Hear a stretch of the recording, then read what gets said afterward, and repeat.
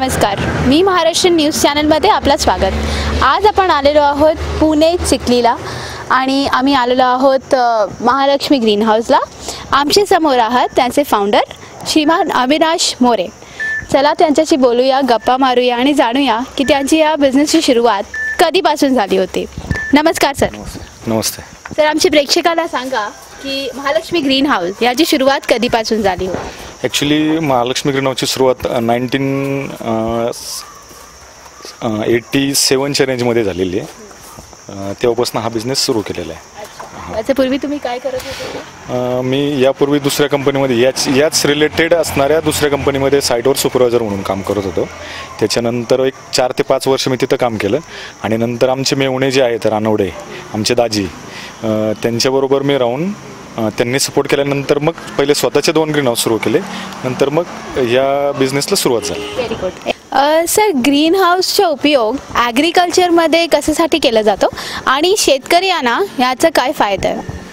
Green house actually ही जी concept आहे ही साधारण 1982च्या रेंजमध्ये आपल्याकडे इंडियामध्ये जे काही डच लोक आले होते त्या डच लोकांनी सर्वे केला आपल्या इंडियाचा। त्याच्यामध्ये कामशेत, लोणावळा आणि वडगाव हा जो बेल्ट आहे त्याबरोबर बँगलोरचं काही बेल्ट, ह्या 2 बेल्टचं त्यांनी सिलेक्शन केलं आणि त्याच्यामध्ये त्यांनी सांगितलं की ग्रीन हाऊसला जास्तीत जास्त फेवरेबल क्लायमेट जे राहील हे लोणावळा, कामशेत त्या बेल्टमध्ये आणि त्याच्यानंतर बँगलोरच्या बेल्टमध्ये राहील। तर मग सुरुवातीला गव्हर्नमेंटची जी टाटा म्हणून कंपनी होती गव्हर्नमेंटची, तर त्यांनी ते ग्रीन हाऊसमध्ये सुरुवात केली डच रोजेसमध्ये। त्याच्यानंतर ती कन्सेप्ट ऑल ओव्हर इंडियामध्ये आपल्याकडं सगळ्या शेतकऱ्यांकडे ती हळूहळू कन्सेप्ट रुजू लागली। त्याच्यानंतर मग बँकेने लोन द्यायला सुरुवात केली आणि ॲक्च्युली ग्रीन हाऊसमध्ये ओपन कल्टिवेशनमध्ये जर आपण 1 एकरचं जर काम केलं, तेच काम आपण 5 गुंठ्याच्या ग्रीन हाऊसमध्ये जर केलं तर तेवढंच यील्ड आपल्याला त्याच्यामध्ये मिळतं आणि कमीत कमी क्षेत्रामध्ये जास्तीत जास्त उत्पन्न कसं मिळेल याचा विचार करून हे ग्रीन हाऊस सेक्टर जे आहे किंवा ही जी स्कीम आहे ही आपल्या इंडियामध्ये आली। आणि बेसिकली जर विचार केला की ग्रीन हाऊसच्या स्ट्रक्चर संदर्भात जर विचार केला तर ग्रीन हाऊसचं सुरुवातीचं जे स्ट्रक्चर होतं 82च्या रेंजमध्ये ते बांबूमध्ये आलं, त्याच्यानंतर MS मध्ये आलं, त्याच्यानंतर GI मध्ये आलं। हा बेस झाला तुमच्या त्या मेटलमधला। त्याच्यानंतर त्याचे जे एरोडायनॅमिक शेप सुरुवातीला प्लेन होतं, त्याच्यानंतर MS मध्ये ते थोडंसं त्याचा शेप चेंज केला आणि मोल्डिंगमध्ये, त्याच्यानंतर मग GI मध्ये एकदम परफेक्ट स्ट्रक्चर तयार केलं गेलं आणि त्याच्यानंतर मग ती जी GI मधली जी कन्सेप्ट आहे ते जे डिझाईन आहे हे लॉंग टर्म आपल्या इंडियाच्या क्लायमेटला जे सूट होईल त्याप्रमाणे त्याची हाईट, त्याचं एरोडायनॅमिक शेप आणि साईड ओपनिंग्स, त्याचे व्हेंटिलेशन किती पर्सेंटमध्ये जे राहतं 20% त्याला टोटल एरियाचे 20% व्हेंटिलेशन लागतं, तेवढं व्हेंटिलेशन आपण त्याच्यामध्ये ते बरोबर डिझाईन करून ते डिझाईन परमनंटली मॅच केलेलं आहे। आता ऑल ओव्हर इंडियामध्ये कुठेही जरी गेलं तरी ते डिझाईन सगळीकडे मॅच होतं, किती विंड व्हेलॉसिटीला, म्हणजे साधारण 120 km/h सुद्धा हे स्ट्रक्चर स्टेबल राहू शकतं। एवढं त्याचं त्याप्रमाणे डिझाईन केलेलं आहे। अगदी अगदी। सर, महालक्ष्मी ग्रीन हाऊस हा टंकी प्रोजेक्ट्स करतात का आणि शेतकऱ्यांना कधी मदत वगैरे केलेली आहे? शेतकरी बेसिकली जर पाहिलं तर शेतकरी हा थोडासा अननोनच राहतो, कारण हायटेक पद्धतीने जर शेती करायची असेल तर शेतकऱ्याला या बाबतीत नॉलेज कमी राहतं। तर बेसिकली सुरुवातीला शेतकऱ्याला जेव्हा ग्रीन हाऊस ही कन्सेप्ट माहिती होती किंवा ग्रीन हाऊस हे काय आहे हे ज्यावेळेला माहिती होतं तो त्यावेळेला आमच्याकडे येतो। आमच्याकडे आल्यानंतर त्याला मग बेसिकली सुरुवातीला आपल्या महाराष्ट्र गव्हर्नमेंटची सबसिडी असेल, केंद्र सरकारची सबसिडी असेल, त्याची पूर्ण माहिती, त्याला लागणारे डॉक्युमेंट्स आणि बँकेसाठी प्रोजेक्ट रिपोर्ट वगैरे जे लागतात। सर, या सेवा तुमची फक्त भारतात मर्यादित आहेत की तुम्ही पूर्ण इंडियाला देतात? मॉरिशसला पण काम केलेलं आहे। तुम्ही ग्लोबल जातात? हां।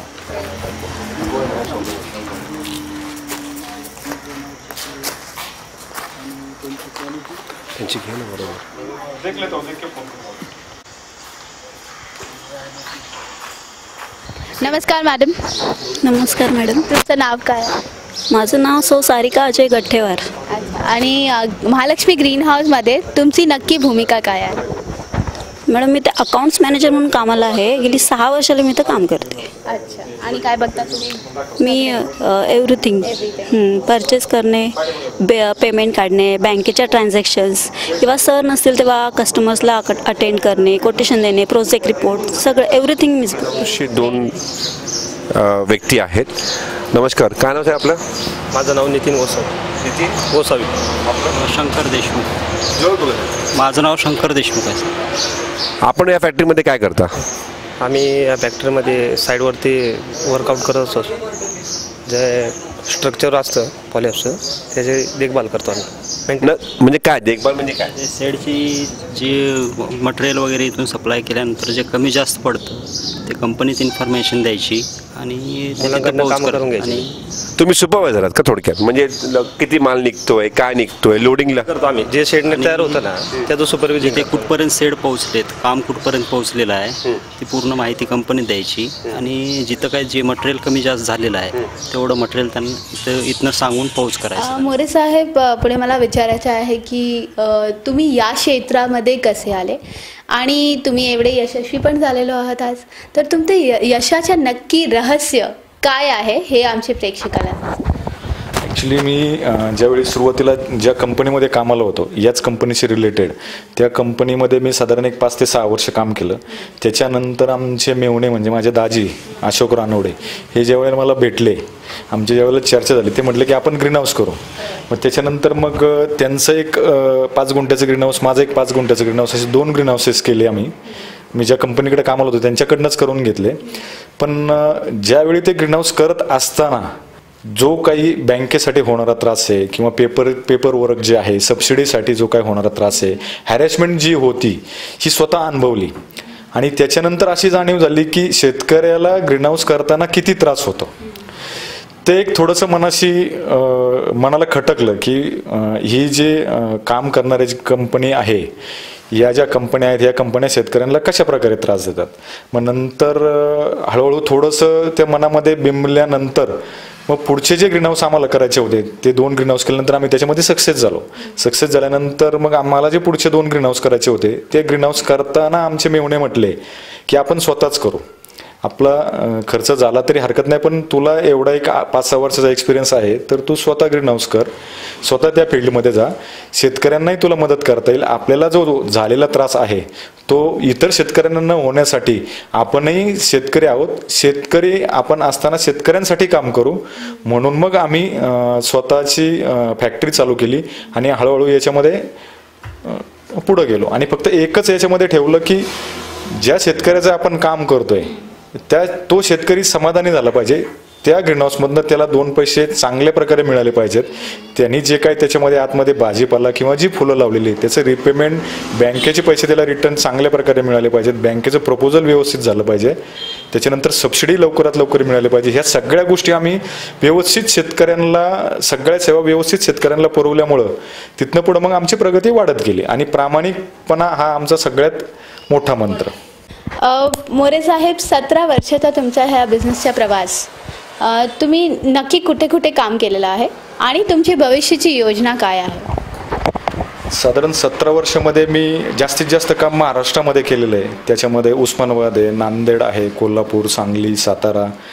त्याच्यामध्ये मॅक्सिमम मी जे काम केलं आहे ते श्रीवर्धन बायोटेक कोल्हापूर कोंडिग्रे म्हणून जे आहे तर त्यांचं मी साधारण एक 60 एकरमध्ये काम केलेलं आहे आणि 3 महिन्यामध्ये मी त्यांचं 30 एकरचं काम कंप्लीट करून दिलेलं आहे. त्याच्यानंतर मग उस्मानाबादला छोट्या छोट्या शेतकऱ्यांचे 10-10, 20-20 गुंठ्याची मी तिथं उस्मानाबादमध्ये पण तिथं पण खूप कामं केली आहेत. त्यांनाही चांगल्या प्रकारची सेवा देऊन, पेपरवर्क असेल, बँकिंग असेल, सबसिडी असेल, चांगल्या प्रकारे सेवा देऊन आज मी तिथं उस्मानाबादमध्ये साधारण एक 5 वर्ष झालं मी कंटिन्युअस तिथं प्रत्येक वर्षी रिन्युअल, म्हणजे एखाद्या शेतकऱ्यांनी जर मागच्या वर्षात जर 10 गुंठे केले असेल तर तो पुढच्या वर्षामध्ये 20 गुंठ्यामध्ये करतो, परत पुढच्या वर्षामध्ये 30 गुंठे करतो. असं प्रत्येक शेतकऱ्याचे तिथं साधारण आता 1 एकर ते 2 एकरच्या रेंजमध्ये प्रत्येक शेतकऱ्याचे तिथं ग्रीन हाऊस आहेत आणि चांगल्या प्रकारे तिथं ते मेंटेन करतात. जवळपास माझ्या माहितीप्रमाणे तिथं 20 ते 30% जे रोजगाराचा जो प्रश्न होता किंवा तरुणांचा जो प्रश्न होता तो बऱ्यापैकी तिकडचा मोकळा झालेला आहे. हां, आणि तुमची भविष्याची योजना? भविष्यामध्ये मी असं म्हणेल की आमच्या या सेक्टरमध्ये ग्रीनहाऊस इंडस्ट्रीमध्ये जे काही ग्रीनहाऊस उभं करणारे किंवा इन्स्टॉलेशन करणारे ज्या काही कंपन्या आहेत तर बऱ्याचशा कंपन्या आउट ऑफ इंडिया जाऊन काम करतात. पण मी वैयक्तिक असं म्हणेल की माझं स्वतःचं जे फॅमिली बॅकग्राऊंड जे आहे ते आईवडील माझे अजूनही शेतात काम करतात आणि मी असं म्हणेल की आपण हाडामासाचे शेतकरी असताना आपण आपला देश आणि आपला महाराष्ट्र, आपला जिल्हा सोडून आपण दुसऱ्या ठिकाणी डेव्हलप करायला जाण्यापेक्षा आपण आपल्या महाराष्ट्रामध्ये डेव्हलप करू आणि इथल्या शेतकऱ्यांना चांगल्या प्रकारची सेवा देऊन त्यांना जास्तीत जास्त डेव्हलप करायचा प्रयत्न करू. हाच सगळ्यात मोठा उद्देश. खूप छान सर, खूप छान बोलले सर. लोकांनी एक मत तयार केलेलं आहे की मराठी माणूस याला बिझनेस करता येत नाही, तर या बाबतीत तुम्ही काय संदेश देणार आपल्या मराठी माणसाला? मी असं म्हणेल की मराठी माणसाकडं सगळ्या प्रकारच्या ताकदी आहेत, फक्त प्रत्येक ताकद त्यांनी स्वतः आजमावली पाहिजे. आणि माणसाच्या आयुष्यामध्ये कुठलीही गोष्ट अशी नाही की ती अशक्य नाही आहे. प्रत्येक गोष्टीला किंवा प्रत्येक प्रश्नाला उत्तरही असतं. प्रश्न तयार होण्या अगोदर उत्तर असतं आणि नंतर प्रश्न होतो. त्यामुळे अशी कुठलीच गोष्ट नाही आहे की ती होऊ शकत नाही. इम्पॉसिबल असं काहीच नाही, सगळं पॉसिबल होऊ शकतं. ते फक्त आपल्या मनाची तयारी, आपली जिद्द, आपली इच्छा आणि देवावरची श्रद्धा. प्रत्येक कामामध्ये जर आपण त्या कामाला जर देव मांडलं तर प्रत्येक कामामध्ये तुम्ही सक्सेस होऊ शकता 100%. सर, तुम्ही तुमचं महत्त्वाचा वेळ दिला त्यामुळे आम्ही खूप आभारी. जय हिंद, जय महाराष्ट्र. जय हिंद, जय महाराष्ट्र.